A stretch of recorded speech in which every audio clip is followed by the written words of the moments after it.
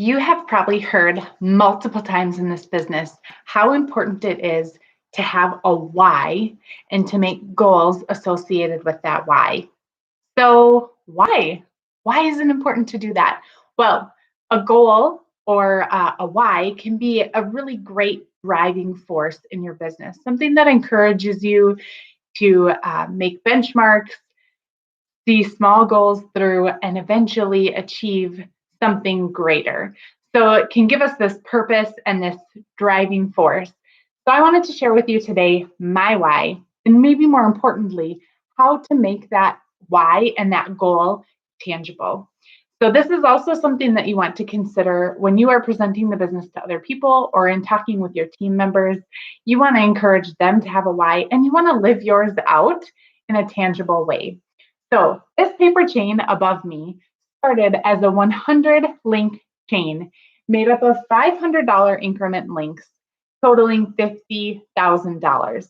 That's the amount we had left on our student loans about a year ago. When we first hung the chain up, our kids were so cute. They wanted to help make it. So they sat and lovingly cut strips and glued them together to form a chain that went to the bottom of each of these window frames. As you can see, over the past year, we have made huge progress on our goal, and it's really exciting. And UBAM has been a huge part of that. So we keep this chain hanging up in the corner of our kitchen, right above this little bookshelf, and we have reminders of what it is that we're working toward.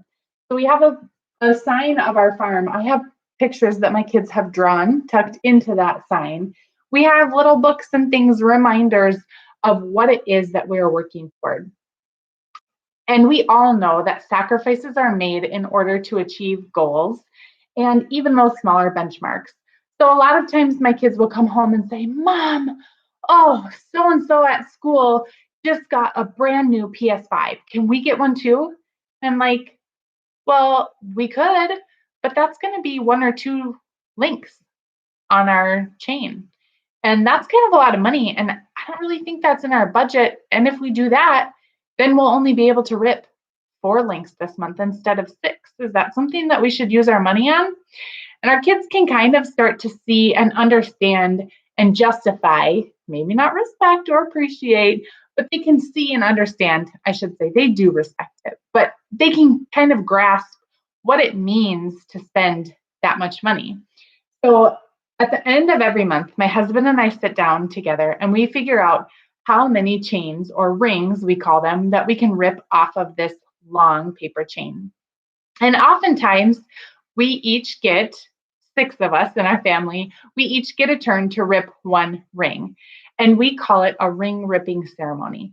So once we've decided how much money we have extra to put toward our student loans at the end of every month, we get together after supper and we have a ring ripping ceremony.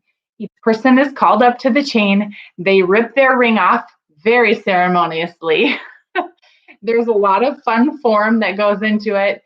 And then everyone else in the room cheers and claps like crazy, and we act like a bunch of wild maniacs. And I'm sure our neighbors think that we have completely lost it.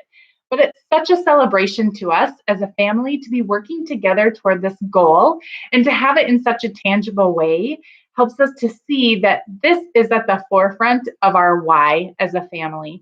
This is why mom and dad get up and go to work. This is why mom has to be busy some nights at bedtime. This is why it's really important that we keep working toward our goal. This is why sometimes we can't do extra fun things, but we make it fun in our own way. So one way that we do that is along this chain, there are numbers written. Again, like I said, it's in $500 increments. And every $10,000, there's a square or a box around the number on the ring.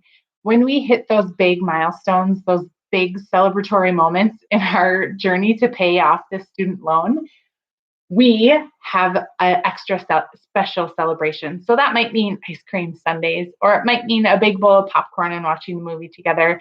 Sometimes it means going for a little day trip. Nothing ever very expensive or extravagant, because again, the goal is to pay off this student loan, the remainder of it. So we are at we're at about $14,000. It'll be less than once we pay this month. So we're at about $14,000. We started marking this at $50,000. Our loans actually started at $100,000 more than, which seems like an insurmountable amount of student debt. But you guys, we are so close. A year ago, we were halfway there. And we've paid so much more in this past year after having this tangible chain up in our faces all of the time, reminding us what we're working for, reminding us of that driving force. So I would encourage you to make your goals tangible. Maybe it's a sticker chart. Maybe it's a paper chain. Maybe it's a punch card. Maybe it's a coloring page that you are filling in as you work toward that thing, that driving force, the reason that you get up every day and do the things that you need to do. Because we all know that sometimes the steps along the way to achieving your goal aren't always fun or glamorous. Yes, sometimes it involves a lot of sacrifice, but the feeling that you get when you make it another step toward that goal is beyond anything that you are sacrificing and giving up. So I would encourage you to make your goals tangible, to keep them where you can see them, involve your family, and reach for those goals and achieve them and crush them.